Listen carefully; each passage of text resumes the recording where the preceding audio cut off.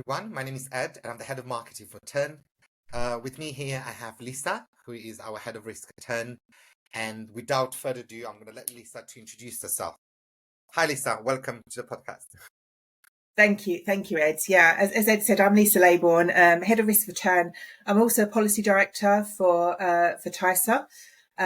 So my role kind of encompasses looking at incoming, upcoming regulation, as well as supporting Turn on their risk management issues, and also supporting the proposition by advising on regulation and consumer duty.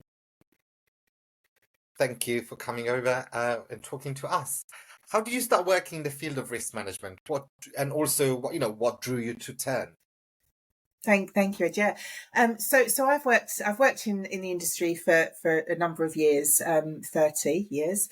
And I started my career in wholesale banking, and I've worked in asset management for the last 20 years or so. I've always worked in operations, actually. I've always come from operational roles rather than risk. However, after the Lehman Brothers crash and the financial crisis, the regulator really turned their attention to tightening up the regulations around consumer protection. And the first of these measures was the introduction of a regulation that we now know and love as CAS, which is the Client Assets Sourcebook. And these rules and regulations were very prescriptive rules around the way that client assets and client money must be protected and recorded. And because of the area of operations that I worked in at the time, I became entrenched in the world of CAS.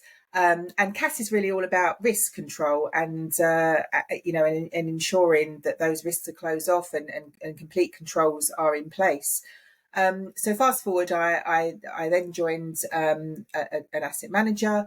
I ended up with the role of CF10A, which is a role that involves taking on personal liability and responsibility on behalf of the firm for the protection of client assets. And from there, I sort of expanded into operational risk management, deputising for the COO in the UK. And expanded into the areas of risk management across IT, fund accounting, operational due diligence, as well as CAS. So I ended up kind of doing some risk management work from there, and that's really was my entry level into risk more generally. Like, talking about your amazing journey that you had now, at your stage of a journey, you are with Turn. What motivates you to join Turn, and what has been, the rewarding aspect to you of your journey so far, and then moving to Turn? Yeah. I mean, Turn, it's really exciting. I think Turn is, I've always been interested in the way that firms can kind of facilitate better outcomes for customers and operational resilience and efficiency. For me, I've seen a lot of technological changes over the years. I joined a bank 30 years ago, and my first role there was actually inputting data into something that didn't even have a screen. It was a terminal with a keyboard placed in the middle of it that spat out paper that we then had to kind of reconcile, and reconciliations were done on sheets of paper as big as my dining room table. So sort of fast forward on, and we see sort of different programs coming in. But until this point, it seemed quite a kind of an almost natural journey and quite a slow journey. But we feel like we're on the cusp of something quite new at the moment. So with kind of blockchain and DLT and AI and all the possibilities that brings. So I think Turn, has potential to play a huge part of that, being the blockchain solution for the industry. So that is exciting. We like at Turn to say that, Turn is a game changer for the industry. In your opinion, what sets Turn apart from other solutions that are available in the industry? Yeah. Well, it's the the blockchain solution and the inherent features that are built into a blockchain. So we have the the security features, the audit trails that are that are in there, the integrity of the data, etc. But I think it has the potential to drive standardization and adoption across the industry, and I think that would be the game changer. We build it. It's built by the industry for the industry, as we say. We've had a lot of input from the industry into shaping this solution, and it's really by that kind of standardization that we'll get wide adoption and comparability of the data as well, which is really essential. Moving slowly to your area of expertise, risk and compliance and so on, how does Turn contribute on mitigating risk and enhancing compliance process for our clients? Or what's Turn innovative approach in reshaping the the landscape of financial compliance? Yeah. I mean, I think there's so many possibilities. The regulator has expressed on several occasions their desire to become a more data-led regulator. So, I mean, Turn gives firms a possibility to meet that challenge head on, in being able to kind of collect that data, in being able to share that data across the distribution chain and potentially with the regulator. Then it means that firms have all of this available at their fingertips and can easily demonstrate their compliance. And it means that they're looking at the same data sets as their partners in the distribution chain. It's really sharing that data across the distribution chain that will drive the better client outcomes, and evidencing that by storing that data within something like a solution such as Turn, a blockchain solution, is really, I think, the future answer to compliance and meeting that regulatory challenge of becoming more data driven.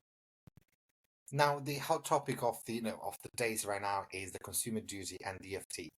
With the emergence of the consumer duty regulation, how do you see Turn addressing the evolving needs of the industry? Yeah, I mean, the biggest challenge of consumer duty has been the data sharing piece. So there is a requirement for firms to share their data with their partners in the distribution chain.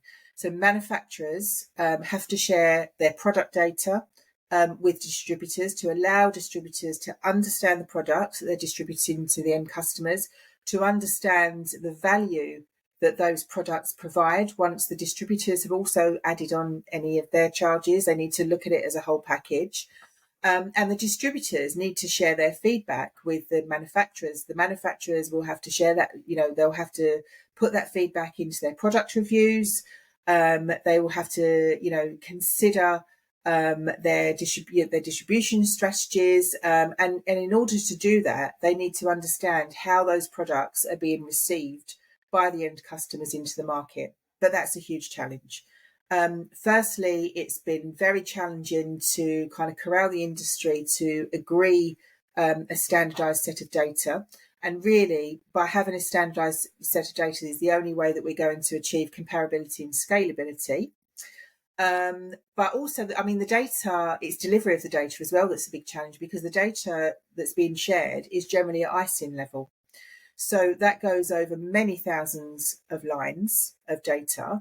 And if you times that by kind of the number of distributors, then you're looking at tens of thousands of lines of data. So how do you even deliver that to your partners? Are we talking about spreadsheets with tens of thousands of lines on, delivered by email, perhaps?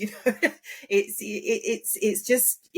such a big challenge as well, and it's also, when you get the data, what do you do with it? Do you look through these tens of thousands of lines on a spreadsheet? Do you build some tools around that to highlight the exceptions that you want to look at? So, I mean, a blockchain solution where the data can be uploaded directly once and then disseminated to those interested parties is a game changer. It's a complete game changer. And of course, Turn has flagging built in as well, so any exceptions can be highlighted. So I think it will be a great solution for this huge challenge the industry is facing. would you say that, the blockchain, the flagging system, and, within the 10 platforms is the key, key benefit that is offered to the asset managers and distributors when it comes to facilitate compliance for the DFT? I think the DF, it really it will be a huge benefit. I mean, the DFT, it needs to be adopted, and I think the biggest challenge with adoption has been this kind of the difficulty in gathering all of that data and then being able to disseminate it. But I mean, it means that if firms can join something like Turn, it will make their lives much easier in demonstrating compliance. And there are possibilities beyond the DFT as well to be able to actually dig down further into more qualitative data as well as the quantitative data that's included in the DFT to really start to form a picture of how consumers are using and receiving those products. And I think Turn can facilitate all of that. And potentially that can be shared with the regulator in the future as well. Now, looking ahead, what do you envision for the future of Turn and its role in the financial compliance sector? I mean, Turn is the bedrock. Turn will form the bedrock for the future because the future is data. Okay, so we hear a lot about artificial intelligence and kind of other tools we can put over the top. People talk about dashboards and things, but any of those kind of intelligent tools are all driven by data. And it's the integrity and the completeness of the data that really makes those tools a success. So there are endless possibilities if we can get the data right and we can get the data collected. Think about if you could build an AI tool based on that data that could kind of profile the kind of customer that you should be reaching with your product.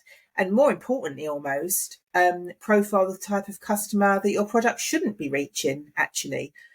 Sort of doing those risk profiles on customers and predicting the outcomes for customers so that actually you're doing a kind of more forward thinking look with a consumer duty lens rather than a backward looking sort of evidence-based look. But imagine if you could kind of like almost predict those outcomes. I mean, that would be fantastic. But you need good data to kind of put those tools into place. But I think once I see it as the bedrock of endless possibilities.